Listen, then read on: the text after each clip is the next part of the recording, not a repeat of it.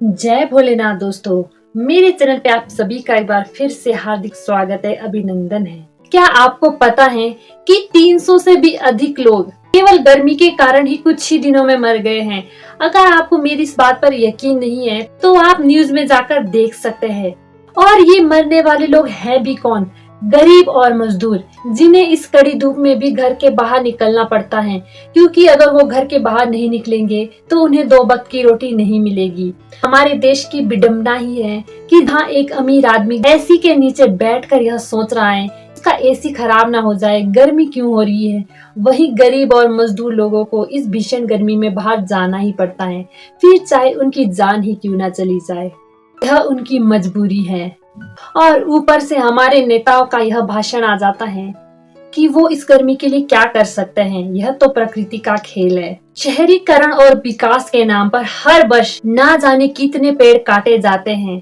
वर्ष 20 से 21 के बीच लगभग 31 लाख पेड़ों को काटा गया।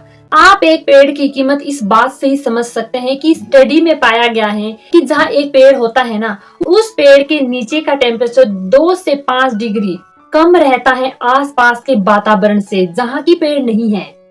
एक पेड़ का मूल्य भी इतना है तो सोचिए 31 लाख पेड़ों का मूल्य कितना होगा। बात सिर्फ 31 लाख पेड़ों की ही नहीं है, ये तो सिर्फ एक स्टडी में पाया गया है। पर हर रोज भी कितने पेड़ काटे जाते हैं, कितने ही नए नए आंकड़े सामने आते रहते हैं।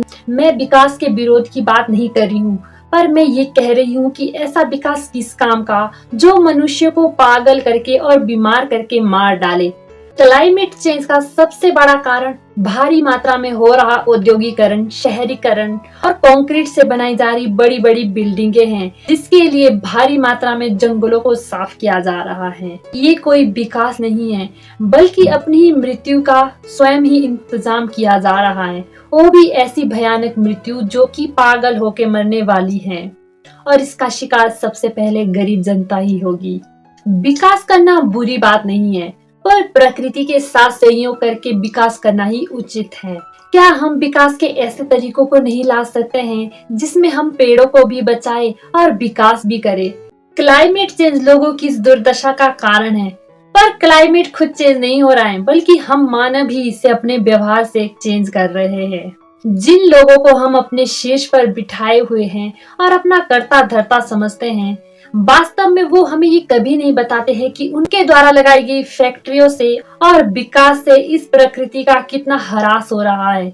वो लोग तो सिर्फ आम जनता पर ही यह बात थोपते हैं कि तुम्हें ही प्रकृति की रक्षा करनी है। मैं ये नहीं कह रही हूँ कि आम जनता को प्रयास नहीं करना चाहिए, आम जनता को भी प्रयास करना चाहिए, पर आम जनता कितना प्रयास करे, उसका प्रयास करना बहुत कम है। जब तक कि यह शीर्ष पर बैठे हुए बड़े बड़े उद्योगपति और नेता लोग अपनी इसमें भागीदारी ना दे, वो भी ऐसी भागीदारी जो पूर्ण रूप से सक्रिय हो, तभी इस क्लाइमेट चेंज को रोका जा सकता है और मनुष्य को बचाया जा सकता है। इसका असर सबसे पहले गरीब जनता पर पड़ेगा और उनकी ही मौत इसमें होगी। पर इसका मतलब ये नहीं है कि अमीर लोग इससे बच जाएंगे, बचेगा कोई नहीं, पर शुरुआत गरीबों से होगी, क्योंकि उनकी मजबूरी है बाहर जाने की। आम जनता को चाहिए कि वो खुद भी जागरूक हो और आसपास के लोगों में भी जागरूकता पैदा करे और प्रकृति के लिए कोई ठोस कदम उठाने का प्रयास करे, क्योंकि जब प्रकृति का सम्मान होगा, हर हम प्रकृति के साथ चलेंगे तो ही प्रकृति हमें साथ देगी, नहीं तो प्रकृति हमारा विनाश कर देगी।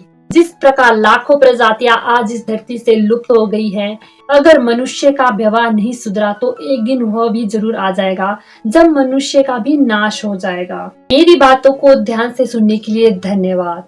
अगर आपको यह वीडियो अच्छी लगी हो तो वीडियो को लाइक, कमेंट और शेयर करना ना भूलिएगा, और ऐसी ही और वीडियो देखने के लिए चैनल को सब्सक्राइब कर दीजिएगा। मिलते हैं अगली वीडियो में, तब तक के लिए खुश रहिए, खुशियां बांटिए और ईश्वर का नाम लीजिए।